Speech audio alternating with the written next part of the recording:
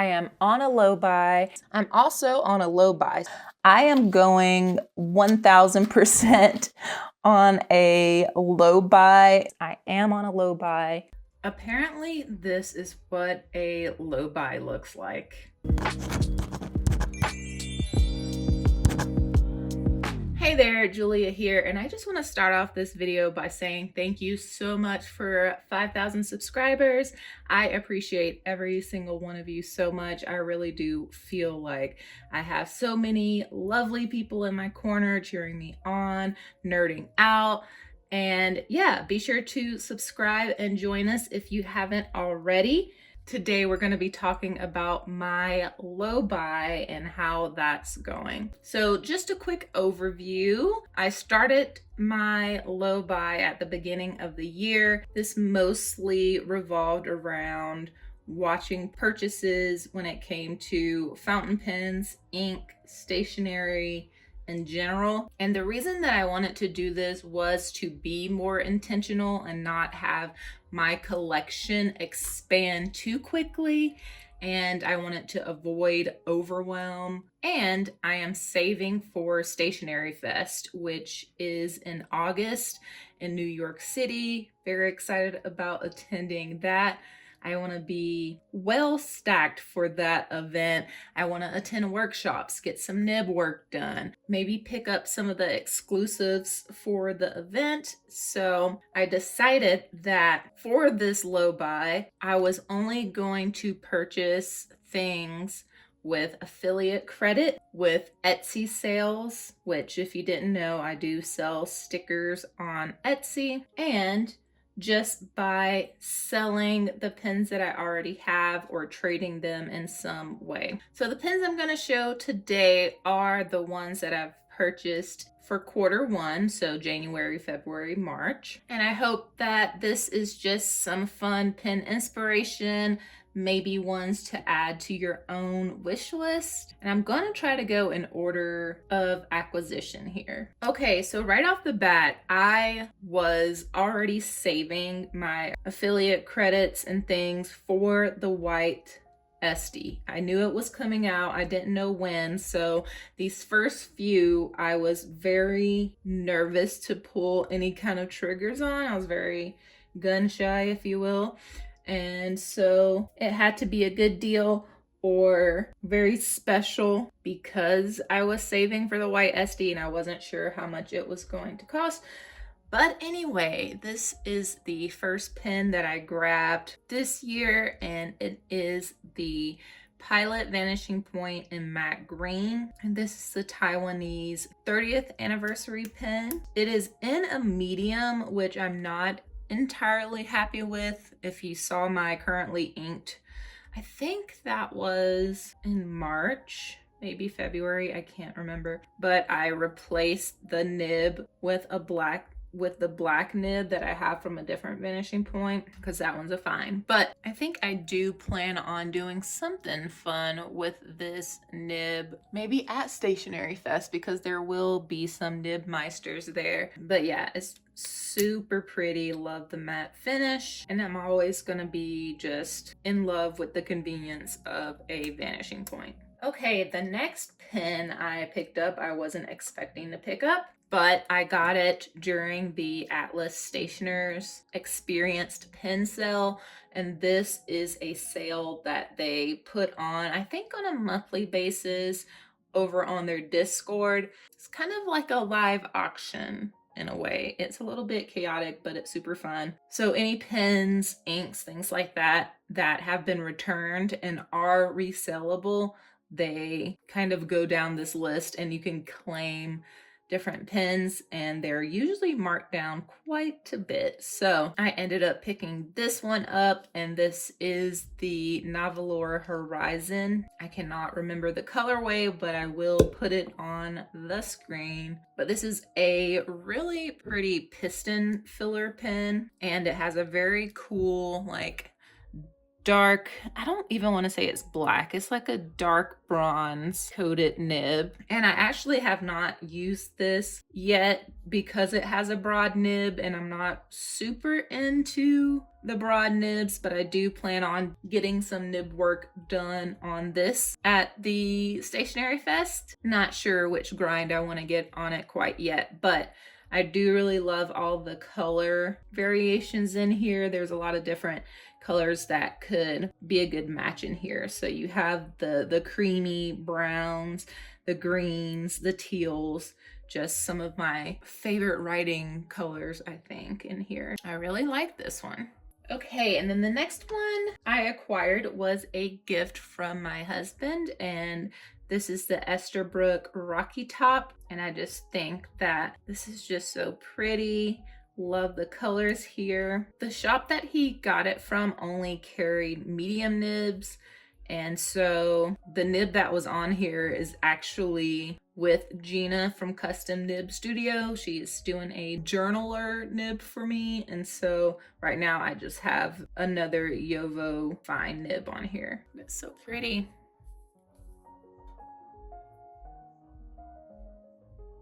The next pen I acquired was my Grail pen, and I was very, very excited about coming across this deal, and I was a little nervous about pulling the trigger on it, again, because of the white Estie that was coming out at some point. I don't think I knew when it was coming out just yet. I couldn't say no to the Pelikan M1000.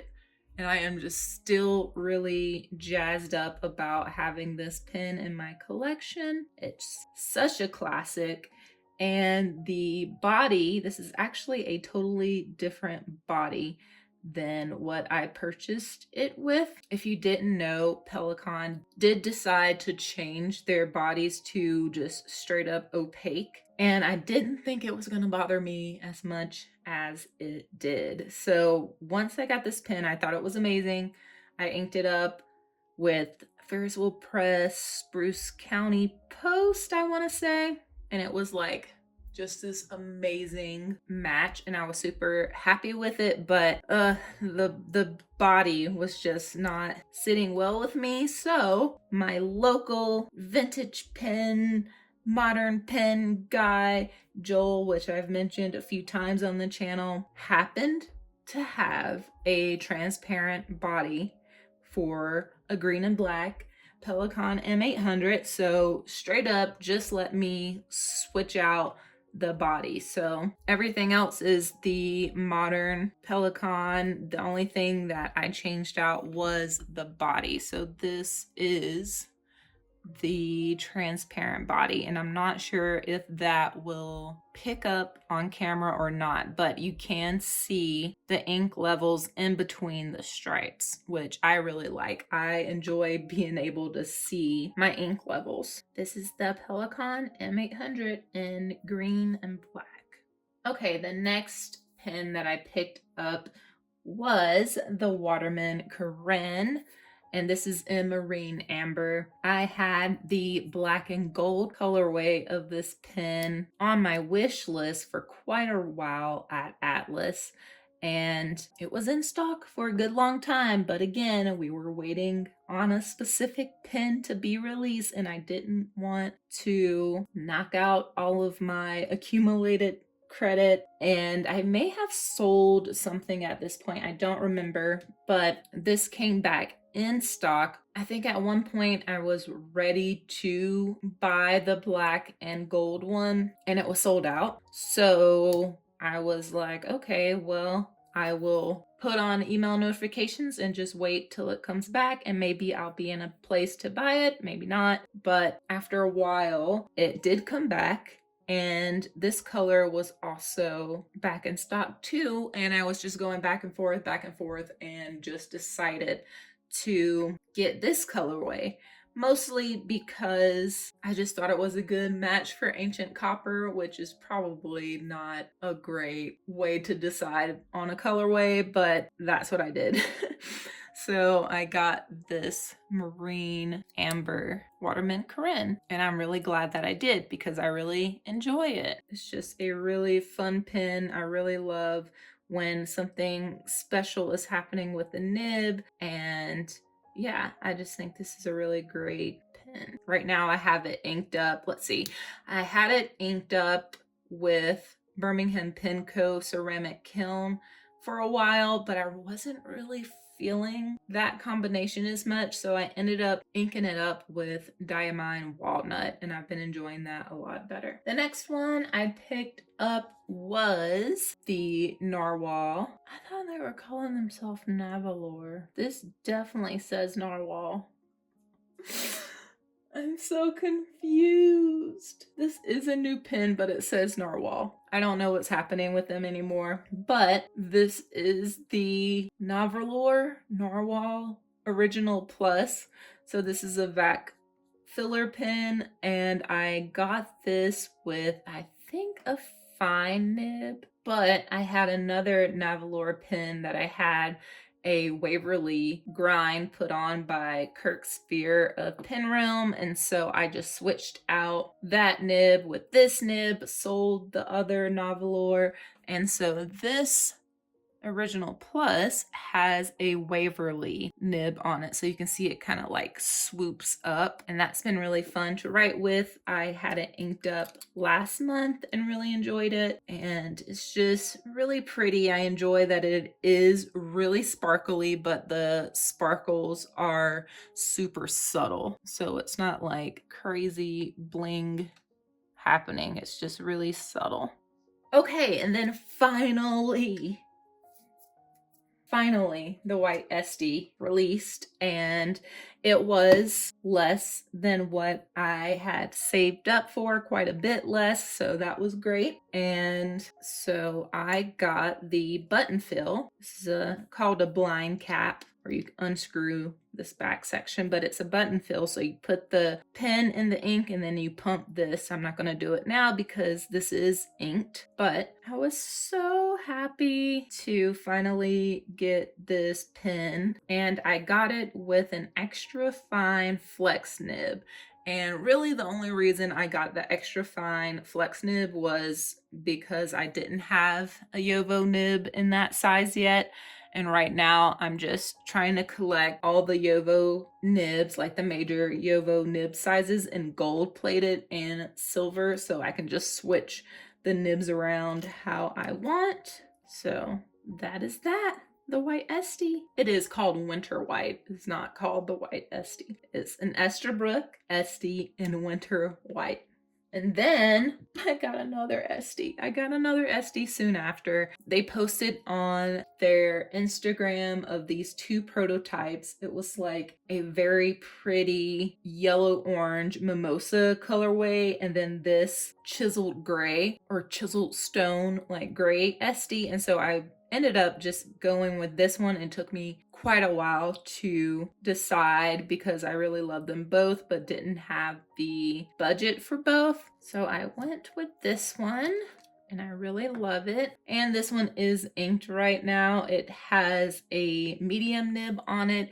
I did start the month off with this being a stub nib, but the stub is so severe that I am thinking about taking that nib to Stationery Fest and see. I don't even know what I should get done with it, but I would like it to be more like a Twisby stub, which is not as wide and a little more rounded, I think. But yeah, Esterbrook Estie and Chiseled Stone. Okay, the next pen that I grabbed was the LAMY LX in Marron, and I got this mostly to house the LAMY cursive nib. I heard about this nib from a client actually, and he happened to have one and was like, oh, the nib's only $20 and it's great, and he let me write with his LAMY Safari, and I liked the nib, and so I went home and of course ordered it. And then at the same time I was like, well, I really like this LAMY LX. It's been kind of on my loose watch list, and so I decided to get it. I really like the color, and I think it can have a lot of fun, like brown and dusty, like rose gold matches. Right now I have Robert Oster Rose Gold Antiqua in here. Okay, and then the next pen I got in a buy sell trade group, and this was mostly for a review video that I just recently released, so I'll leave that video up in the cards if you want to check it out. But this is the Archer and Olive fountain pen, and it's okay. I share all my thoughts about it in that video, and I suppose that I'm gonna hang on to it. I'm not super attached to it, so it could be gifted in the future, or maybe I'll take it along with me to Stationery Fest and see if anyone wants to trade or something like that. But got it mostly for the review, and that's pretty much why it's in the collection. Okay, and then the last one was quite a surprise. It's a hand-turn pen by a family friend. She has my name on it there, but she mostly makes like rollerball or ballpoint kit pens, and she's been doing that in retirement, I think, for a while. But my mother-in-law told her that I like fountain pens, and so she gave it a go, and this is her first and apparently only fountain pen that she's going to make, because it was quite the challenge, I hear, and I bet it was. But I was expecting it to be a dip pen because my mother-in-law was saying, oh, she was having some issues, and so maybe I think it's just a dip pen. So I was like, okay, fine. But whenever I got it and I opened it up, it has a nice big converter in here and everything works lovely. And this is a super special pen. I did have it inked up with Pelikan Jade for a little bit, and it wrote great. So it's a really kind of classic, I think this is walnut? No, pecan? Something like that. But yes, very lovely work there. And I'm very appreciative of her taking the time to make a fountain pen for me. So let's talk about stats. So between January and March, I acquired 11 pens. I sold 6 pens, which I just cannot believe that there were 6 pens in my collection that I was able to get rid of. I've been looking at all of my pens recently, and I'm really thinking that there are no pens that I want to sell. But I don't know, that may change. This whole journey is crazy. But if you want to see a video on the pens that I did sell and why, maybe my thought process in letting them go, let me know if you want to see that. And if you're curious about how I ended up with the low buy, through March, I ended in the green. I, of course, keep a Google sheet of credits and things that I sell and whatnot, so I know how much I have to spend. So I'm very excited about what I've been able to acquire without spending money. And I, of course, appreciate anyone who ever uses my code or asks for recommendations in my DMs and things like that. I love to talk about and suggest pens and all of that. So this would not be a thing without you, and I appreciate that so much. So just a little preview of Q2, since, you know, we are already in that time frame. Since purchasing this LAMY LX, maybe since before then, I was saving for a specific pen that my local guy had. I call him my local pen dealer, but I was saving for a pen that he had, and he said that he was saving for me. I was like, I might need to be on a payment plan. I don't know. I told him about the low buy, but I was able to get this, and this is a Pelikan M1000 in transparent white. So, and this is a medium nib, a little too juicy. I didn't mention that, but yes, the M800 is also super juicy, and I probably want to get that a little thinner, maybe not an extra fine, but finer than what it is now, Kind of the same deal with this one. It is a beauty and she is juicy. And I think this pen was a 2016 model that Pelikan did. I don't see it around too much at all, but I really do like it. It's very feminine and pretty, and I've just been on a white pen kick. So I was super pumped to be able to get this one. And then one more preview of Q2. I went into the hole pretty badly. At the same time, I got this Pelikan M600 because my local pen dealer also gave me a crazy good deal on a Pelikan M1000. So look at the nib on this bad boy. It is huge. Let's compare it to the M600 and even the M800. Yeah.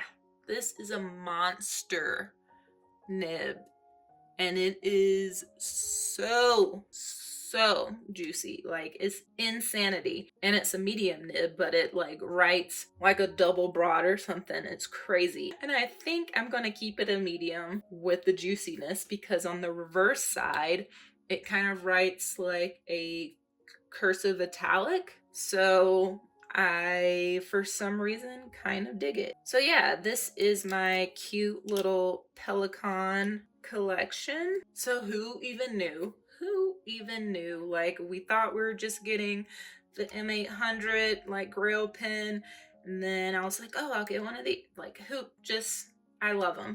I love them so much. So that was just a little preview of what's happening with Q2. So I'm definitely in the red right now, but I think that's good because I can really appreciate what I have and use that and get to know these pens a little bit more.